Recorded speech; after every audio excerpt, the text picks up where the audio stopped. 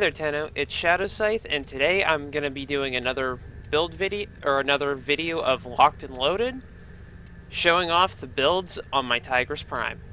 But before I do that, I just want to get into something absolutely amazing. As most of you know, the Warframe fan channels have been doing a 72-hour stream that, by the time this video hits YouTube, it will have been over for at least an hour. However, some of the individual streamers are still going, and I will put a link to the schedule, which should, and actually, I will put a link to the Warframe fan channels from the Warframe website in the description box for this video. However, right now, as it stands, the extra life, they've beaten their extra life goal several times. And, like, the last goal that they had posted was for $5,000. It has since then and is currently sitting at $8,210 total that they have raised. It's due to that type of support from this community that makes it such a wonderful part to be a part of. But anyway, all that aside, let's get into my builds for Locked and Loaded. Now, I've got Blaze, Toxic Barrage, and Scattering Inferno and Contagious Spread to give me that 27,324 gas damage. Sweeping Serration to jack up the slash damage.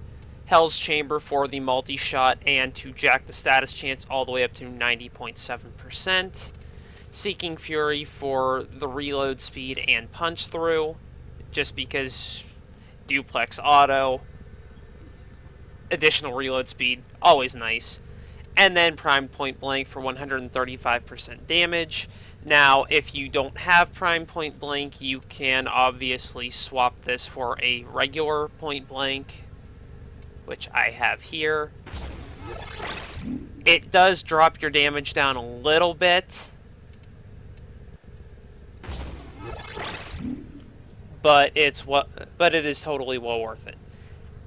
And as you can clearly tell, this build also required me to invest 3 Forma. Now, this is gas damage, so this works out really well against Corpus to bypass their shields.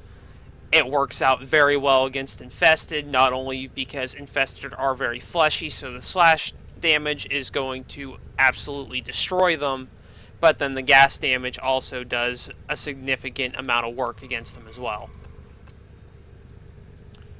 Now, this build is kind of just for shits and giggles. It's not so much ideal for the optimal amount of damage. This is primarily my sortie build anytime that I have to take a shotgun. Just because I know for a fact, especially if it's the level 80 to 100 mission, I'm not taking them down in one to 2 shots, even at point blank range. So this is why I've got blast damage to actually just knock them on their ass, which will give me enough time to reload and then fire it off again.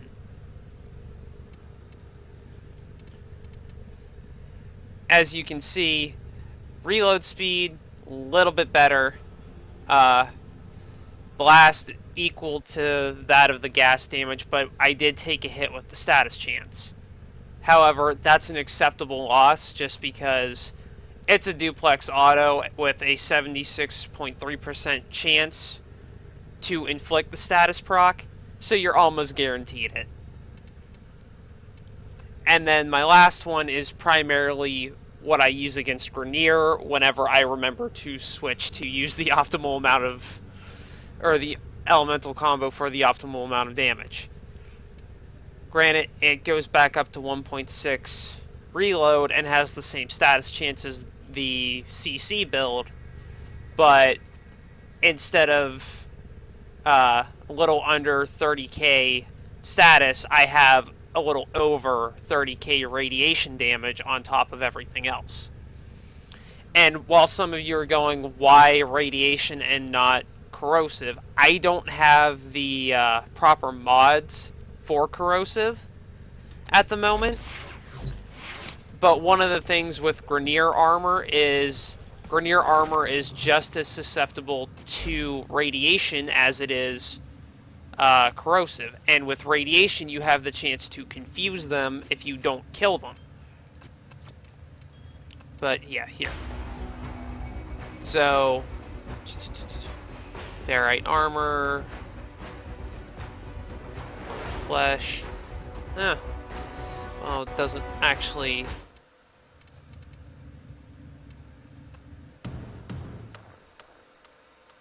Okay, I might have been wrong on that.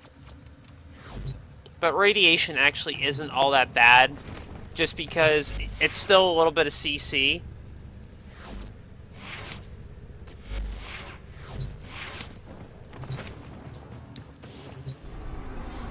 And it works out fairly well.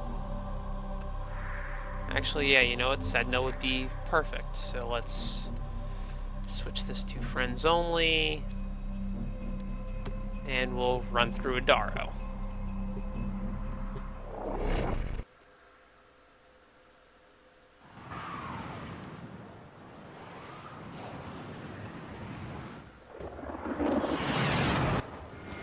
Skip that for you guys. You don't really need to see the loading screen. The grineer have new armor. As you can see, that spread is just absolutely gorgeous. You've been seen. Two shot on a napalm.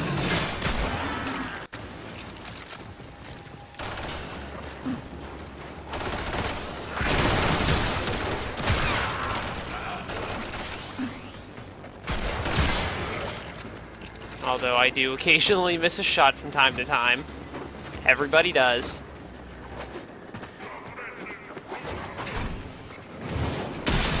Ow.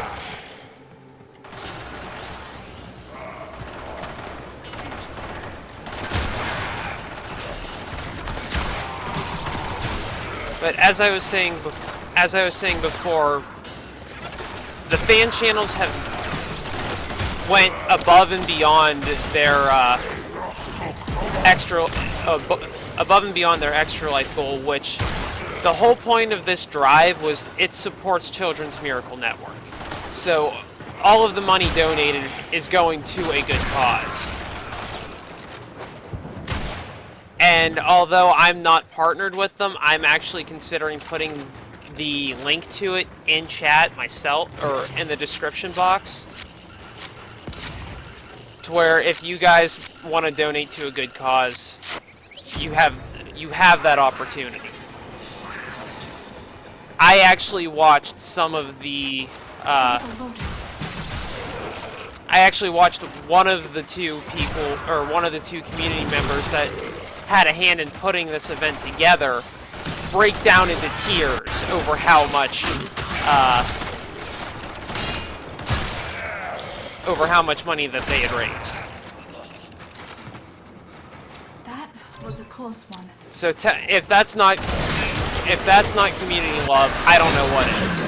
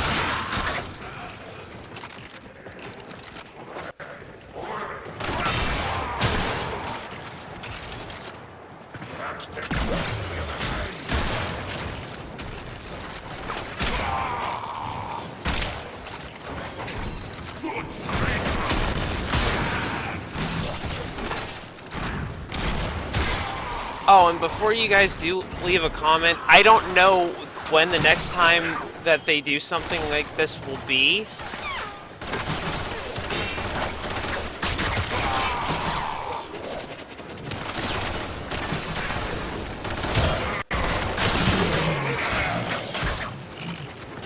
But you can be certain that I will keep an eye on it.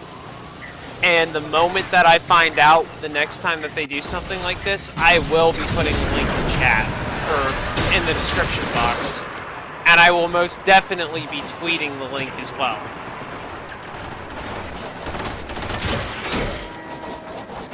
We've been locked out. Let's override the security.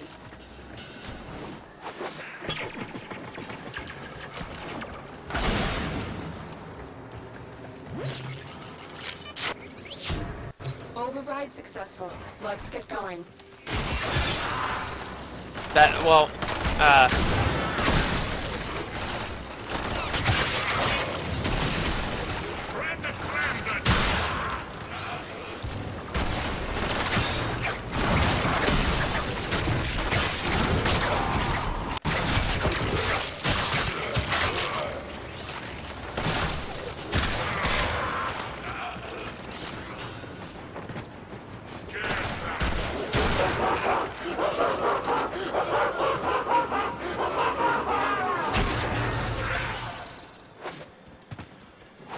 Alright, where's this?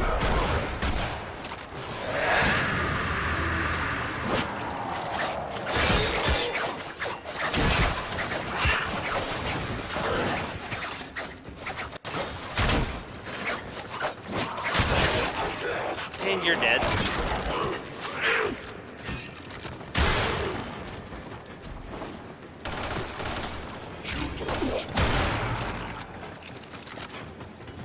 I hate it when I have to backtrack.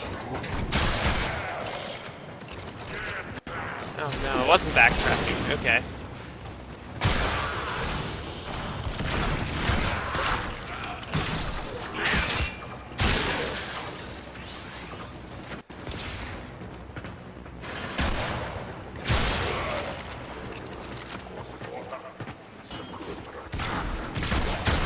But all that aside, with the fan channels and everything, if you want to know exactly when without you following them, at least follow me on Twitter, because that's where I'll be putting the link.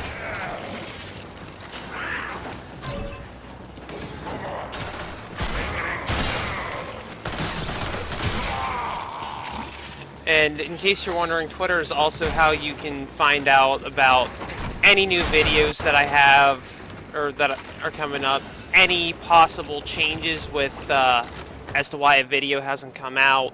Mission complete. Excellent work, Ted. And then eventually, once I get a Twitch schedule figured out, then any updates with that will be there too.